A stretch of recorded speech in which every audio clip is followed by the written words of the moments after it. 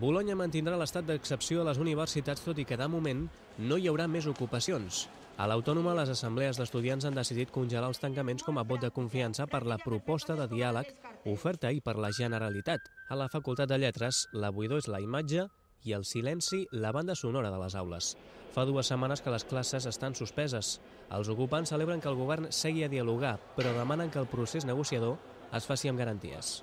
Òbviament, nosaltres en tot moment sempre hem demanat els 3 punts, de moment no s'ha complert cap d'ells, el que volem és una mica de seguretat, no? El que no farem és desocupar perquè després diguin que no ho fan. Nosaltres ens ocuparem en el moment en què ells ens donin alguna cosa que veritablement sapiguem que això s'aplicarà. A la Facultat de Comunicació, els universitaris acusen de joc brutal de ganat per enviar ahir una carta a alumnes i professors cridant a la normalitat, aprofitant-se, així diuen, de l'anunci de diàleg per part de la comissionada per a universitats.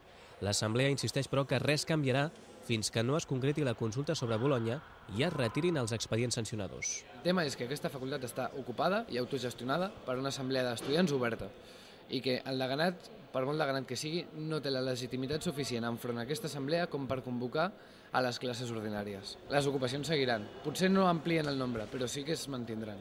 A la Facultat de Polítiques, de moment, l'ocupació es restringeix a 4 aules, però els estudiants avisen. Perquè realment creiem que ja és un pas posar els projectes sobre la taula i es tancarem esperant que des de comissionat i rectorat la proposta de consulta sigui realment més redactada, sigui real, però això no vol dir que ho aturem. Si les negociacions no prosperen, els estudiants reobriran l'aixeta de les ocupacions la setmana vinent. Entre les facultats en cartera, la de Ciències, on de moment els estudiants només s'hi queden a dormir.